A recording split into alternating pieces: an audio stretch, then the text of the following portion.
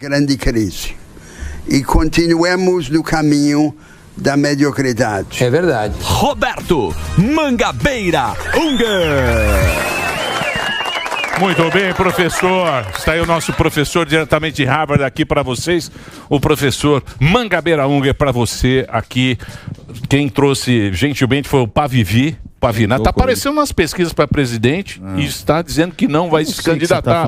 Professor, não estou inventando nada. Não estou inventando nada. Não é fake news. Hein, professor? Tudo tranquilo? Tudo certo? Tranquilo. Eu estava assistindo o programa que você fez aqui na Jovem Pan. Direto ao ponto. Sensacional. Muito legal aquele programa.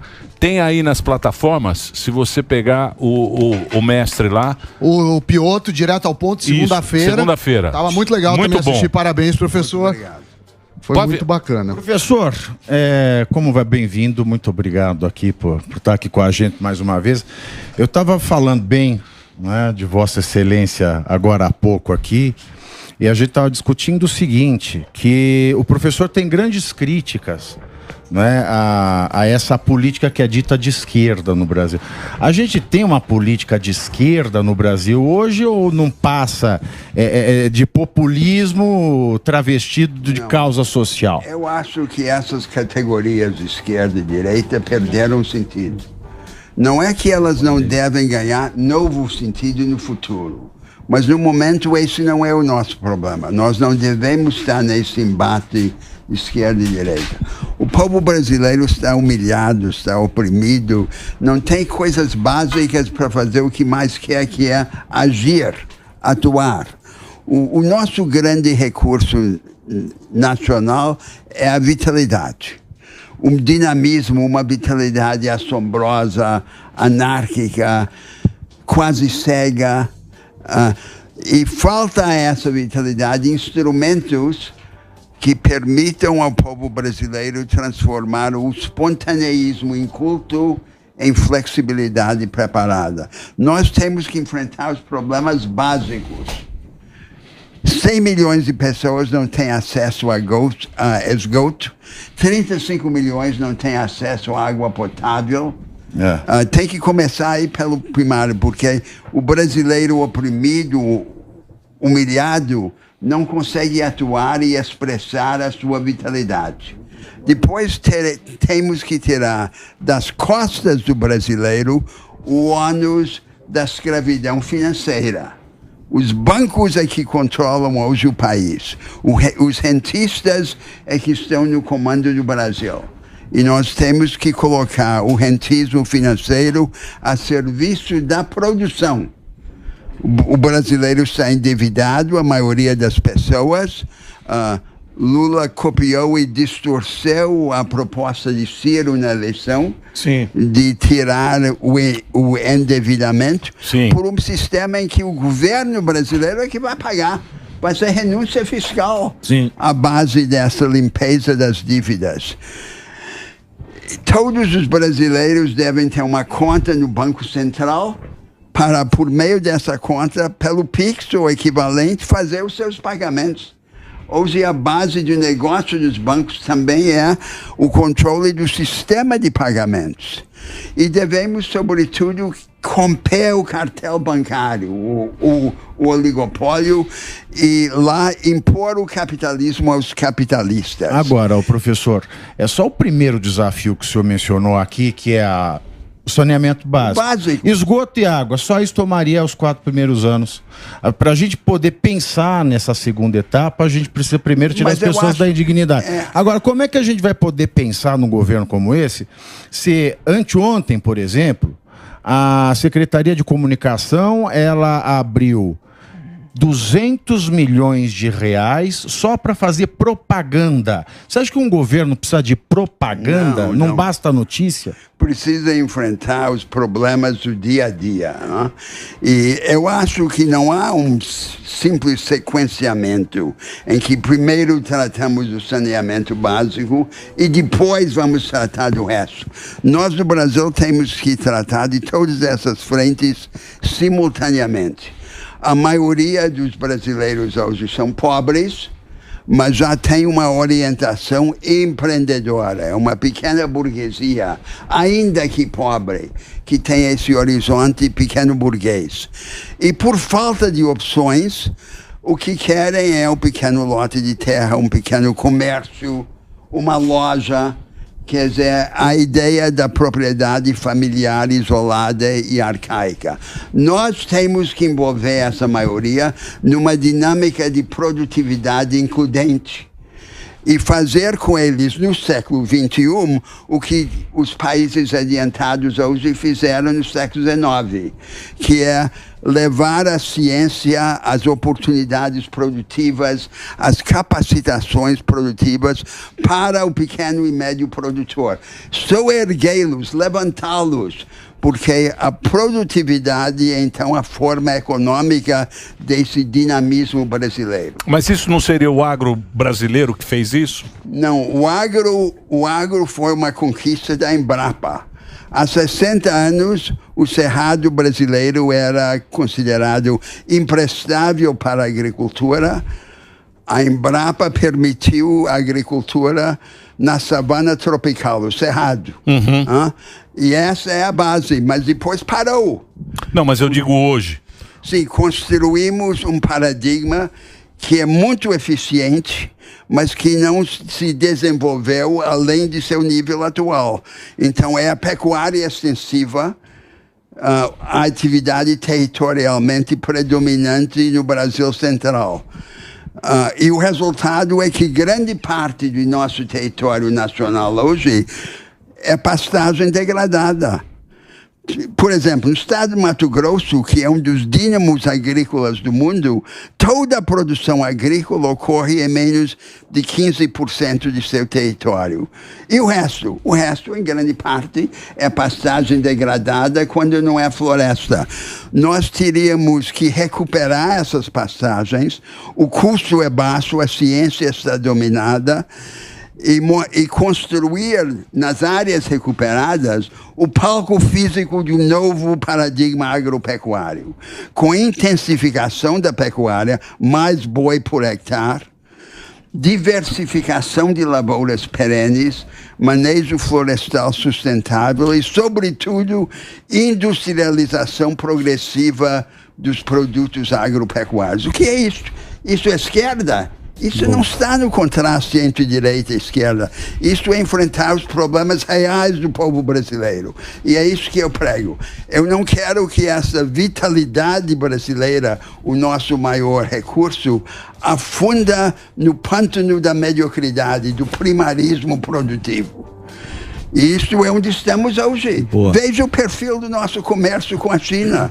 Colocamos no navio soja não transformada, minério de ferro não transformado, e o navio nos traz de volta todos os produtos da inteligência humana. Vai o minério de ferro e volta o carro valendo muito caro. A gente manda para eles lá o carro para matéria-prima. Exatamente. Então, quer dizer, nós construímos mas isso é muito tempo, né, para mudar essa...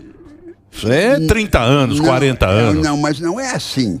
Não é que começa uma obra e só é eficaz no final. Não, mas nós queremos rapidez no negócio. Eu sei, mas... Não vem não, Mangabeira. Nós queremos rápidas soluções rápidas. Amanhã. É uma sequência de passos.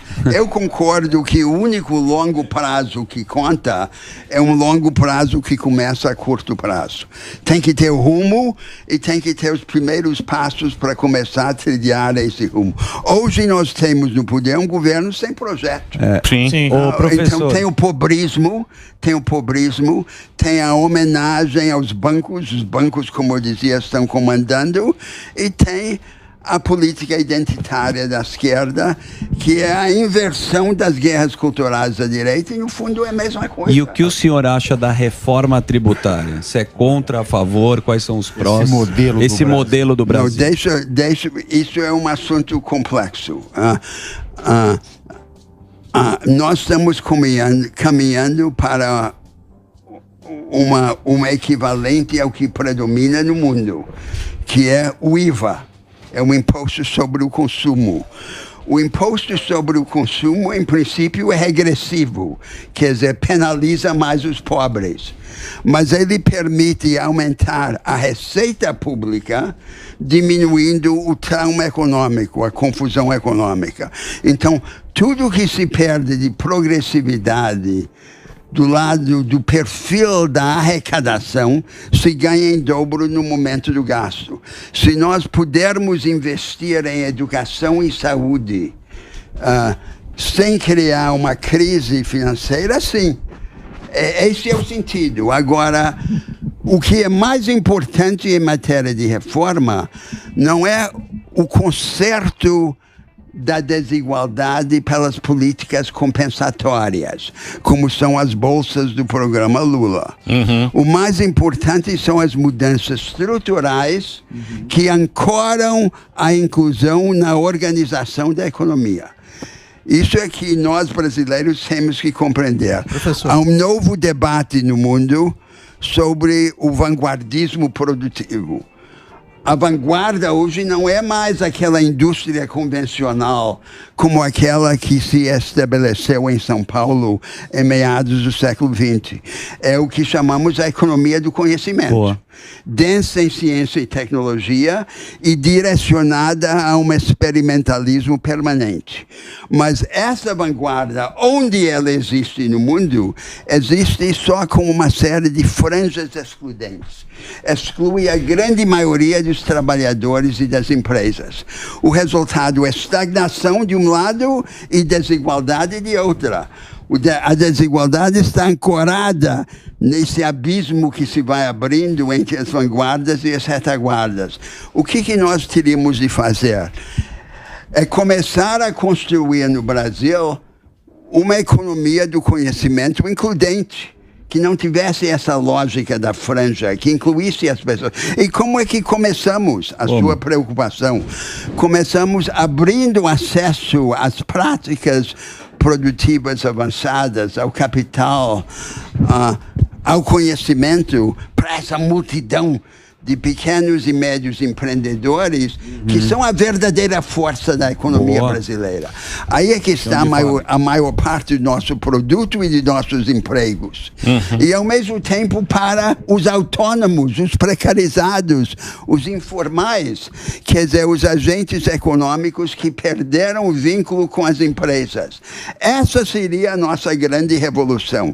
Pegar esse dinamismo empreendedor cego, desorientado dos brasileiros e instrumentalizá-lo, turbiná-lo com os meios. Nós estamos bem longe. Quer dizer, do ponto de vista da esquerda, isso seria uma democratização do mercado. Do ponto de vista da direita, seria construir as bases de um capitalismo popular. Professor, o senhor fala duas coisas muito interessantes. A primeira, que eu acho que todo mundo concorda, é sobre a questão do acesso ao capital e principalmente ele ficar mais barato. Eu acho que o que muda na forma é como faremos isso. Eu, por exemplo, tenho uma visão muito particular que deve ser via concorrência. A gente deve atrair... Eu concordo. E deixa eu lhe dar um exemplo de como resolver esse problema. No Brasil é proibido uma pessoa emprestar a outra. Então, uma das bases do oligopólio bancário, do cartel bancário, é que só os bancos podem emprestar dinheiro. Sim. Eu, inclusive, propus, junto com Guilherme Afif e Domingos, que nós liberássemos a possibilidade de emprestar. Tem que organizar... O Michel Temer, no final do mandato dele, ele fez uma lei que proíbe você fazer uma empresa para emprestar para outras empresas. Essa é a tradição brasileira. É uma coisa mais... Essa é a tradição brasileira. Mas nós poderíamos tomar uma série de iniciativas destinadas a radicalizar a concorrência no próprio setor bancário. É isso que é impor o capitalismo aos capitalistas. Eles dizem que querem um capitalismo, mas querem um capitalismo sem concorrência. Sim, sobretudo no setor bancário. E falando de concorrência, a educação, a Dilma, por exemplo, tinha um slogan que eu acho muito engraçado, pátria educadora, porque se a gente que olhar... abandonou. O governo Dilma abandonou a pátria educadora e foi quando eu saí do governo. Mas eu queria perguntar o que o senhor acha também da concorrência no setor de educação. Por exemplo, alguns países usam voucher. Então você pega o que o governo gasta e aí o cidadão pode escolher ir na escola pública ou com esse valor fazer uma escola privada. Eu tenho, de novo, uma visão que a gente não gasta pouco em educação, a gente gasta mal. A gente tem muitas bolsas de pesquisa subsidiadas para o governo, que são, o senhor é acadêmico, sabe melhor que eu, que são feitos em publicações de impacto nenhum. Se você pegar o fator de impacto da maior parte das publicações com financiamento público, é baixíssimo, é baixíssimo. E a gente não tem educação de base, que também é um problema. Você não acha que a gente deveria impor também o capitalismo na concorrência na educação? Eu não sou a favor da privatização de serviços públicos, inclusive serviços de educação, porque eu acho que uma tarefa essencial do Estado democrático é assegurar o mínimo universal aos cidadãos. Aí você teria uma concorrência, não uma privatização. Mas eu acho que assegurado esse mínimo universal, o Estado deve engajar a sociedade civil, não são as empresas, é a sociedade civil, para que ela atue como parceira do Estado, oferecendo serviços públicos. São cooperativas de médicos, de especialistas em saúde.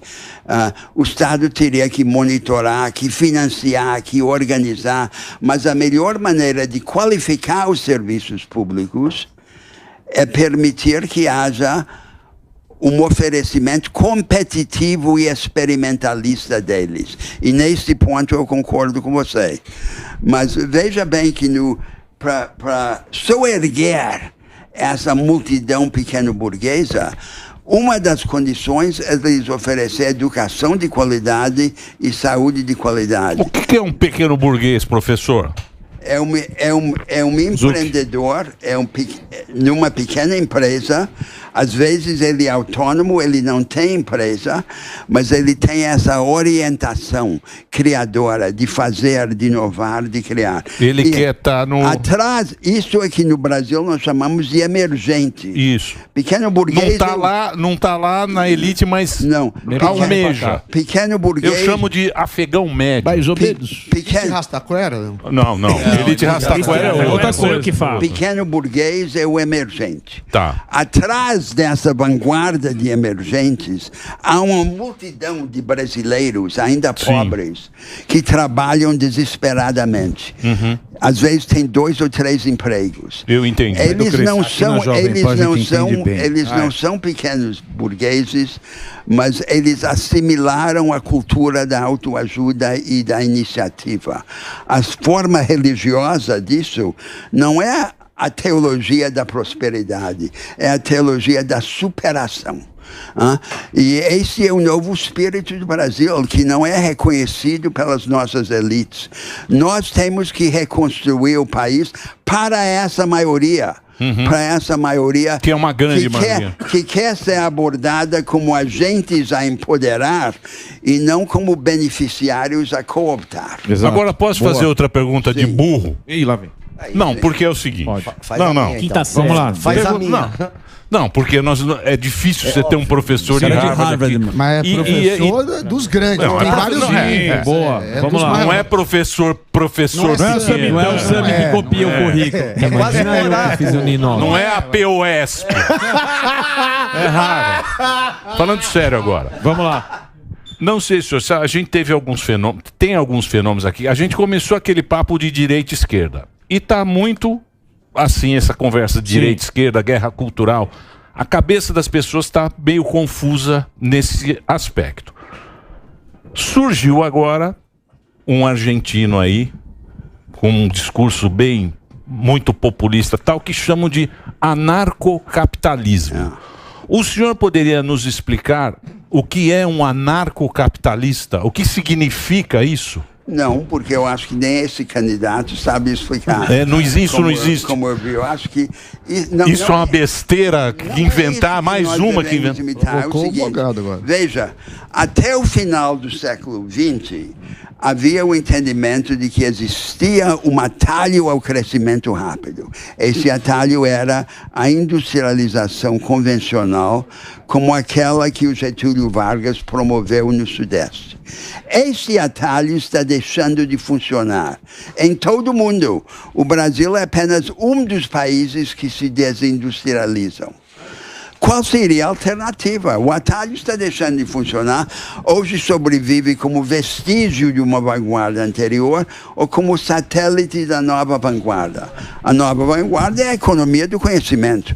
Não é só Vale do Silício, é os serviços intelectualmente densos e a própria agricultura científica ou de precisão.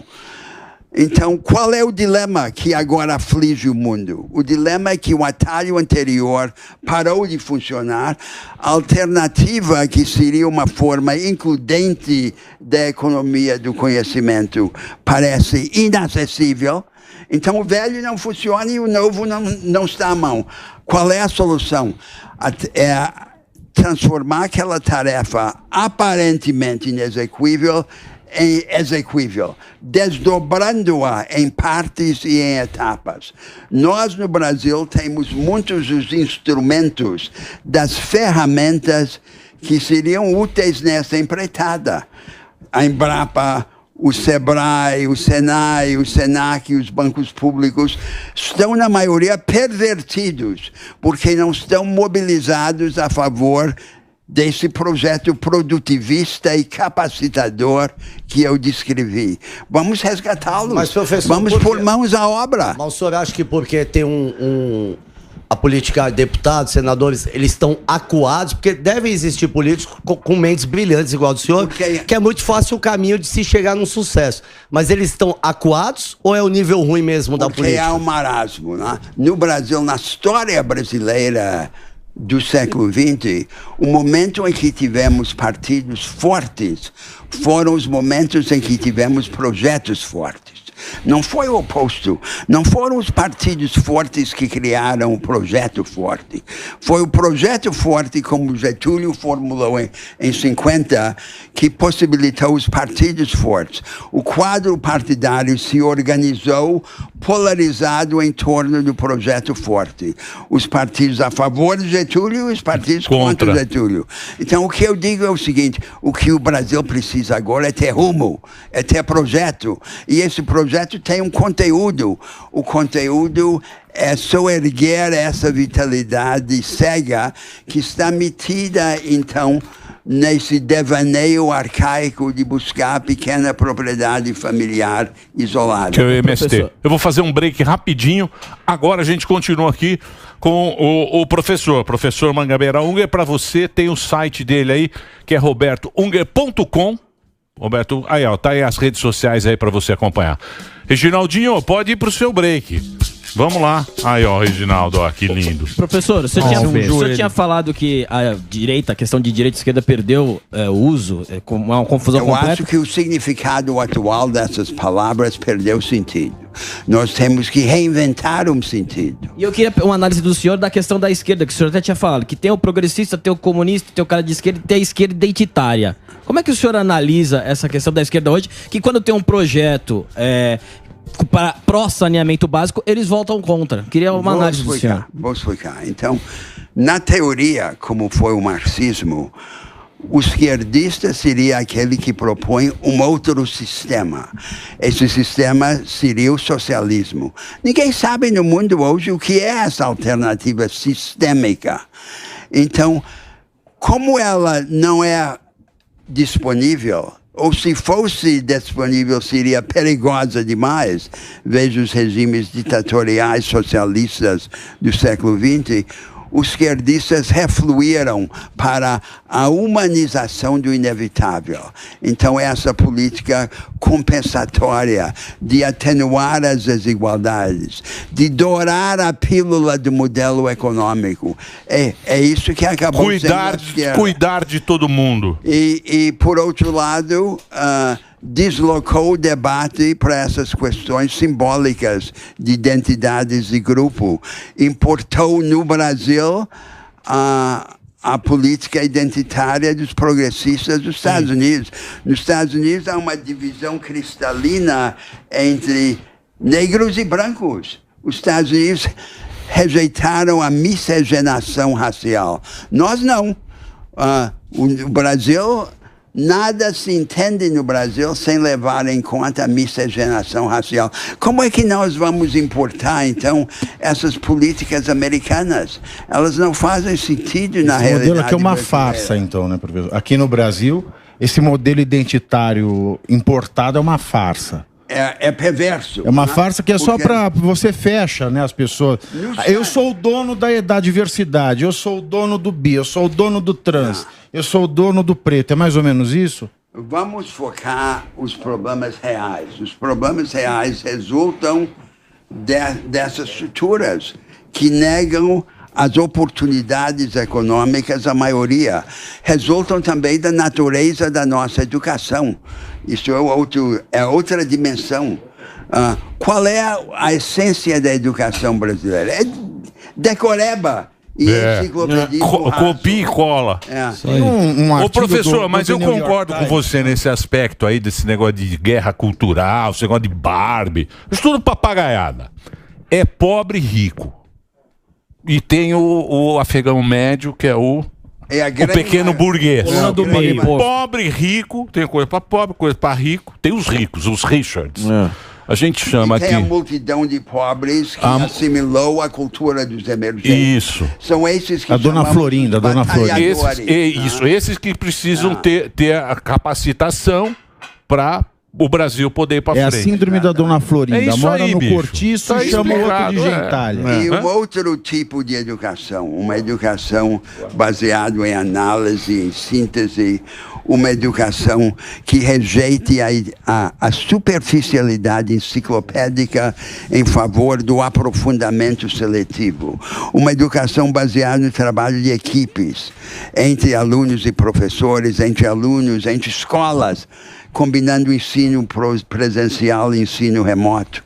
E um ensino que aborde toda a disciplina sempre de pontos de vista contrastantes. Nenhuma matéria deve ser ensinada só uma vez. Toda matéria deve ser ensinada pelo menos 2 vezes. O Brasil é uma grande anarquia criadora. Uma das nossas características nacionais é o sincretismo, a mistura de tudo com tudo. A miscigenação racial é a expressão demográfica racial do sincretismo. Então, em vez de impor uma camisa de força a esse jovem brasileiro que suprime essa rebeldia, essa anarquia criadora, vamos decantá-la, vamos organizá-la. Não vamos deixar de fazer guerra contra os nossos pendores. É isso que eu quero. Mas é difícil, né, o professor? Quando você entra lá no MEC, você não mexe na... MEC. Não mexe na cadeira. Sindicato, Não tira a cadeira do professor. lugar lá no MEC. Não mexe na merenda do MEC. Vai mexer na merenda do MEC, pra você ver, bonitão assim, com esse sotaque de Harvard. Os caras não dão merenda no dia seguinte. No dia seguinte. Você entendeu? Tem que mudar a mentalidade. Essa é a verdadeira revolução brasileira agora. A revolução brasileira necessária é pôr o poder do Estado brasileiro ao lado desse emergente, ao lado dessa cultura de inovação, de vitalidade que vem de baixo e que é condenada por falta de instrumentos à mediocridade. Muito bem. O senhor tem um livro novo, né, professor? The World and Us, né? O Mundo e Nós. E o The New York Times chama o senhor de um visionário que traz as maiores aspirações da modernidade. O que é o mundo e nós? Nós não somos o mundo? Por que existe essa divisão? O mundo, the world and us. Eu não vou pegar essa isca sua, porque... Não, é que eu achei interessante. com casca de banana. Não, o PP me mandou a capa do livro e eu fiquei curioso sobre o livro. Não, é o seguinte, isso aí é o caminho da vaidade, né? Vaidades intelectuais. Tá vendo? Explicar o meu sistema filosófico, não. Isso é um tempo precioso que nós temos Muito aqui. bem. E eu quero dedicá-la à tarefa da libertação do nosso país. Muito bem. Agora, está ligado, de fato, a questões espirituais que são abordadas nesse livro. E talvez o tema fundamental seja o tema da transcendência. Né? Nós, seres humanos, somos finitos. A forma mais importante da finitude é a morte. Mas nós participamos do transcendente, do divino. Né? E nós nos tornamos mais humanos à medida que aumentamos a nossa cota na divindade, que é a transcendência. De fato. Sim. O que isso significa no conhecimento, na moral e na política é o tema desse livro. E leva a uma certa visão de como nós devemos viver. Nós devemos viver de tal forma que possamos morrer uma só vez. Então, em geral, nós na meia-idade nos resignamos a uma forma habitual do nosso ser, a uma circunstância, e vai se formando em torno de cada um de nós uma múmia. E dentro daquela múmia nós sufocamos e começamos a morrer. Então nós temos que romper essa múmia. E uma das tarefas da sociedade é nos ajudar a criar essas oportunidades para sacudir. E por que romper a múmia? É para reconquistar a vida, para não morrer aos poucos, para morrer só uma vez. Eu perguntei, não foi Que uma tem isca, muita não, gente- que o PP me contou do livro e eu achei assim bem semelhante com o que eu escrevi do Declaração Cadê o dos livro? Direitos Cadê o Humanos livro? Fora do Armário. Cadê o livro? Não, Vai esse, ser publicado esse novo só em ainda não está fevereiro do Não tá, publicado. mas, vai ser É, eu mas só tem- falei uma traduzido pré... e publicado no Brasil também, já está sendo traduzido, O Mundo e Nós. O Mundo e Nós. Pô, manda um pra gente aqui. É muito legal. Pô, legal, Eu vi a eu achei prévia. bacana. Porque, Sensacional. Porque, É sensacional. na verdade, né, é aquilo que você falou. A gente vai morrendo aos poucos, né? As pessoas vão morrendo num determinado Exato, momento da elas sua vão vida. se apagando. Você vai se apagando. Como é que você pode... O que pode ser... Como é que a gente pode ter ferramenta para que isso não aconteça? Para que quando você Pra viver morrer... plenamente, Isso, exatamente. Legado. Exato, você tem encarar a tua Agora, identidade, não se submeter a Um grupos. aspecto cultural nisso, né? Porque na cultura brasileira tradicional, a característica era combinar nos mesmos encontros, nas mesmas relações sociais, a troca, a prepotência e o afeto. A sentimentalização das trocas desiguais. Essa era a ideologia da escravatura. Nós somos uma grande família feliz. E a ideia é que o ardor é uma emanação da vida familiar. Os estrangeiros todos acham os brasileiros muito charmosos. Sim. E porque há esse ardor. Nas sociedades democráticas contemporâneas, elas, à medida que se tornam mais livres, se tornam também frias, porque a troca vai para o mercado, o poder para a política e o afeto para a família ou para a vida privada. O sonho brasileiro é ser livre sem ficar frio. E esse é um outro problema, é uma outra tarefa espiritual. Os brasileiros querem ser livres e calorosos ao mesmo tempo. Querem ver a pujança casada com a ternura. Como é que nós podemos fazer isso que não é nessa forma açucarada de reproduzir a fórmula social anterior? Criando instituições econômicas e políticas que sejam como que a expressão da imaginação, porque elas geram alternativas, elas sacodem a múmia. É isso que eu quero. Então, eu quero acender o fogo, para que os brasileiros, à medida que fiquem mais livres, não fiquem mais frios. Mas é difícil, né? Então, essas lutas, esses debates que nós estamos discutindo, não são apenas econômicos e políticos. São também teológicos, são também filosóficos. Espirituais. São também sobre o destino do espírito no mundo. E nós teríamos que ter no Brasil não só políticos libertadores, mas também profetas.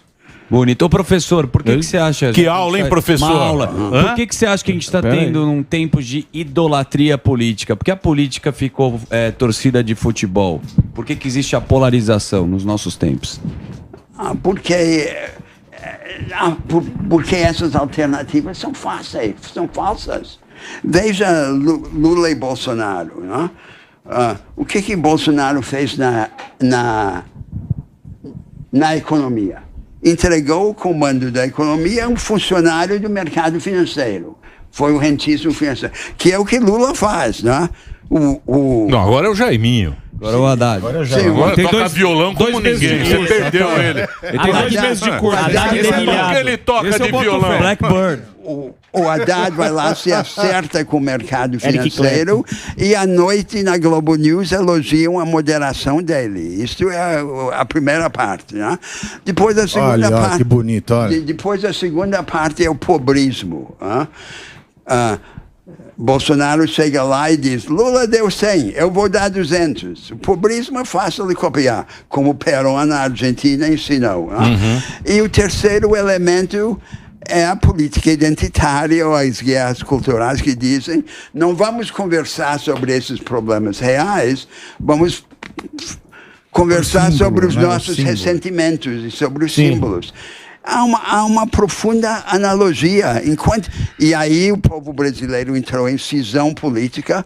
Lula quase perdeu a eleição. Por pouco o Bolsonaro não ganha. E essa divisão se perpetua.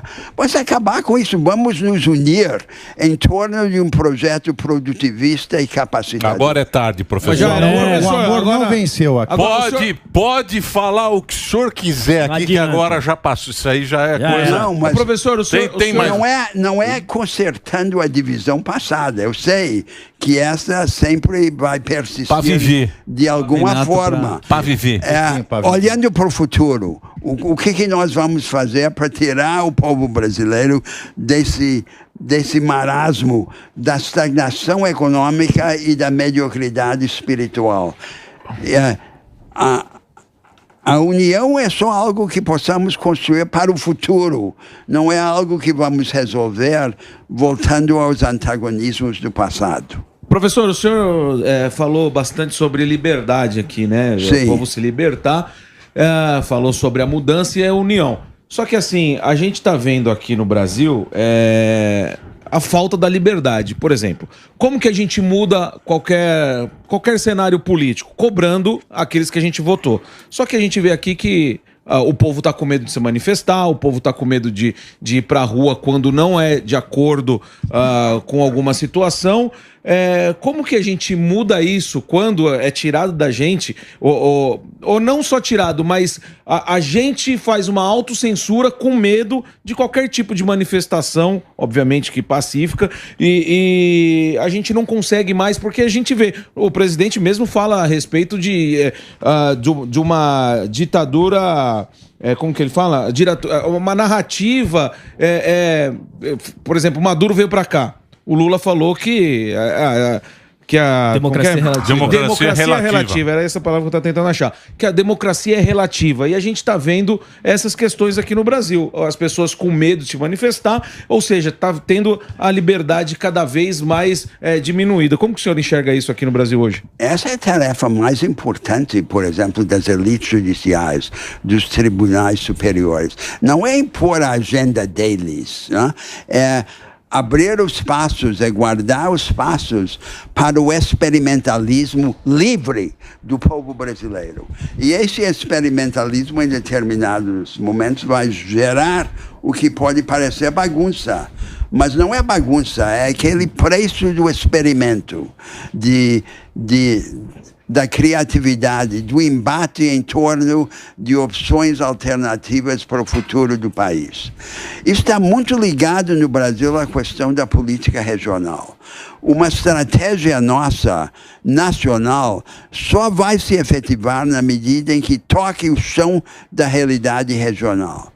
E porque em cada grande região do Brasil, o Brasil tem uma segunda chance.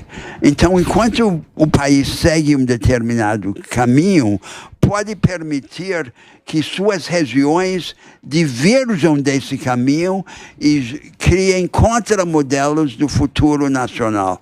Isso tudo faz parte. Mas, professor, o senhor falou das elites judiciárias. Sim. Né? A gente está vivendo no Brasil um processo interessante. O professor emérito da faculdade da USP, Zé Eduardo Faria, ele escreveu um artigo no jornal Estado de São Paulo dizendo o seguinte, que a nossa composição das cortes superiores em Brasília hoje são do baixo clero das ciências jurídicas.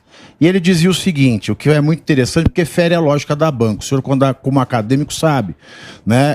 Um mestre e um doutor é que avaliam alguém para ser mestre, só um doutor pode avaliar alguém para ser um doutor, e a gente está vendo, e o Zé Eduardo Faria, ele dizia o seguinte, o professor Zé Eduardo Faria da USP, que como é que ele vai fazer uma tese de uma defesa prática no judiciário e levar para uma corte superior onde os juízes têm menos titulação que ele? E onde os juízes, frequentemente, são cupinchas do presidente. Né? Então, como é que a gente pode esperar alguma coisa dessa elite judiciária? A elite judiciária não é para ser bonapartista, não é para impor um caminho ao povo brasileiro. É para abrir esses espaços protegidos de expressão livre, de embate livre. Nós todos temos que lutar por isso. Estão num caminho equivocado. O caminho do ativismo judicial brasileiro é o caminho dos tribunais superiores se arvorarem em tutores da nação. A nação não precisa de tutores. Não ia ser os militares, os pretenso poder moderador, e não deve ser também os juízes. Então, mas agora diz que ontem o deputado veio aqui, o deputado lá, o Gaúcho, ele falou que o problema é o conselho. Porque agora tem um conselho que se mete, você vota alguma coisa lá, a Câmara vota em alguma coisa, aí tem um conselho que fala, aí não. E o conselho, ele já está no esquema. Sim. O esquema da POSP. E não é o negócio é o Pavivi, mestre. Pavivi é o futuro. Bota a Pavivi tá aparecendo nas pesquisas, Pavinato, você vai ser o ministro do Pavinato. Nós vamos montar uma chapa aqui, ó. Nós vamos montar. Bota as imagens do lançamento do livro. Aliás, do Pavinato, que é o livro do Lampião. Olha só. Olha o que tem de gente lá, o professor. Tinha mais gente do que do 8 de janeiro lá em Brasília. Eu posso garantir que tinha mais gente aí do que o 8 de janeiro prestigiando o Pavinato e principalmente a Jovem Pan, que é o público da Jovem Pan. Só gente bacana. Foi muito lindo. O brasileiro está inquieto, está buscando alternativa. É isso aí. O meu amigo Leonel Brizola, de lá atrás, dizia, o povo está costeando o alambrado. É o gado procurando uma saída na cerca. É isso aí. Nós precisamos cuidar para que do outro lado da cerca haja outsiders, haja profetas, haja oponentes desse marasmo. E é por isso que estamos aqui. Muito bem. Queria agradecer muito sua presença, viu, professor? Boa. Sempre uma mente ilustre. A nossa audiência não merece essa categoria. Mas eu agradeço muito, tem muita gente adorando o nosso papo. É mais do que a gente merece. Eu agradeço muito sua presença aqui no Pânico. Se você quiser assistir o programa bom com Mangabeira, você assista o Direto ao Ponto. Tem na rede, que lá era um programa muito bom aquele que você fez. Todas melhores fizeram. Tá bom, olha aqui, o quê? Poucas vezes tamanha lucidez foi dita numa entrevista. Não, que então, coisa profunda. Então. PQP. Mas é muito lúcido. Eu sei, mas é muito lúcido. O programa de hoje. É. O nosso programa é meio para equilibrar a emissora, que tem muito programa bom. O nosso é meio ruim para isso. Que é para dar um equilíbrio na coisa. O senhor entende o que eu tô falando? Para dar um equilíbrio na coisa. Mas muito obrigado pela sua presença. Espero que quando você lançar esse livro aí, você volte aqui para a gente fazer Eu que fico muito grato por esse tempo precioso. Porque A vitalidade brasileira precisa de uma aliada. A aliada da vitalidade é a imaginação. E o que resulta do casamento da imaginação com a vitalidade é a grandeza. E é isso que eu quero para o meu país. Muito obrigado. Boa, professor. Muito obrigado. Tá aí as redes sociais. A gente vai fazer o break do Reginaldo. Já estamos de volta aqui na programação da Jovem Pan. Vem pra cá, professor. Derico Osman.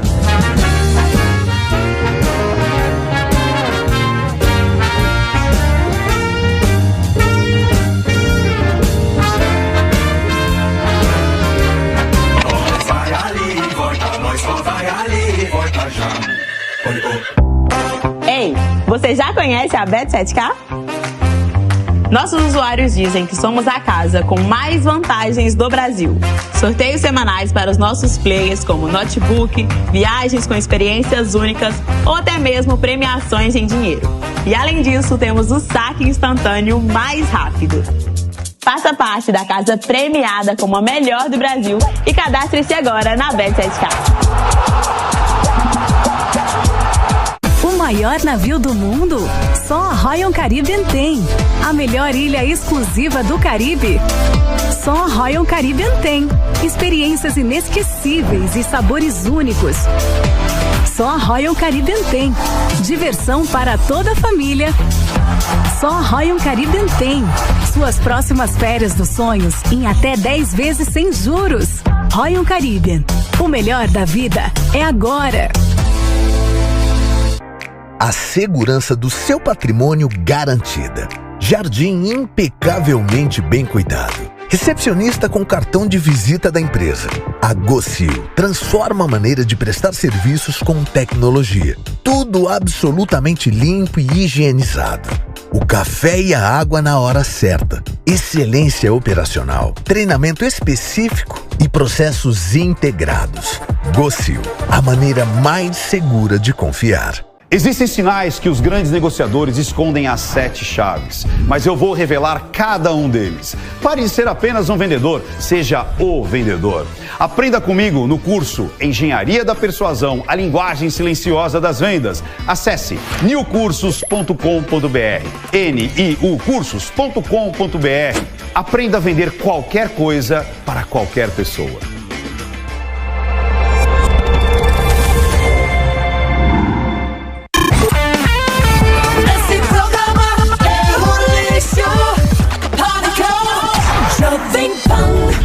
Muito bem, meus amores. Que aula, hein? Você gostou, Fufu? Eu nunca tive uma aula assim, eu nunca tive professor assim, né? Não, né? Percebe-se. Não precisava. A audiência aqui está estudou, dividida, aqui, Isso ó. mesmo. Falam que o professor é de esquerda. O professor é de esquerda. Eu não gosto dele. Mas é muito lúcido. Quem? O professor, né? Não é porque ele é Harvard. Só Então, Samidana pois é. pode. Somente Samidana Tá num nível muito... tem a patente para dizer. Não, Foi bom o conhecido programa? estudo do Foi bom o Sami. programa ou Vamos não? lá no sapato do cara. Mas não explicou o que é anarcocapitalismo. Não, falou que não existe. Não explicou, falou que não existe. Sério, eu posso explicar. preciso... Explica Quem aí, que vai então, explicar? malandro. O Testa professor. Gorda. Não, Testa Professor Gorda. Testa Gorda. É, professor Testa Gorda. Fica tranquilo. Vamos embora? Bora, vamos comer. Podemos? Então vamos embora. Certo? Amanhã. Certo. Amanhã estaremos de volta ao meio-dia, horário de Brasília. É isso aí? E olha. Piriri pororó hoje.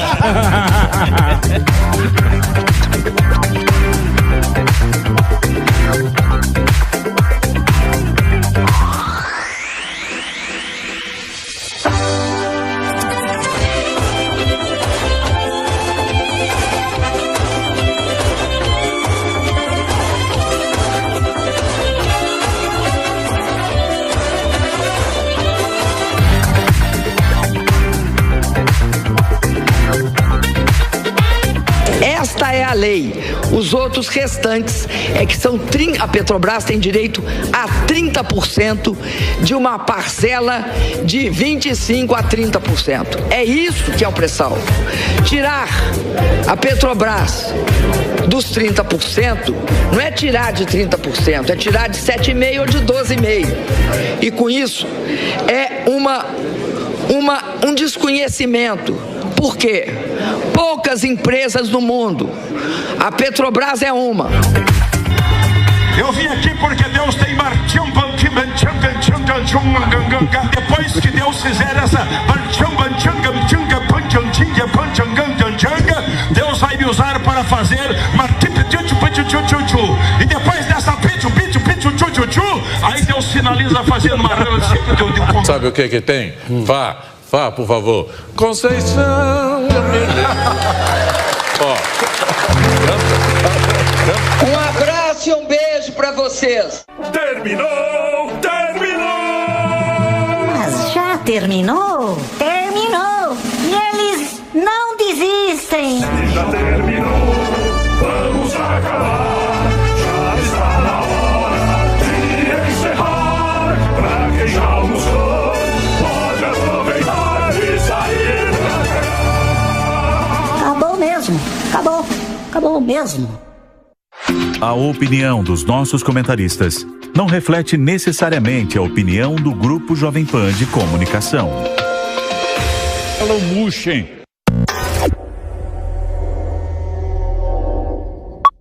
Musk.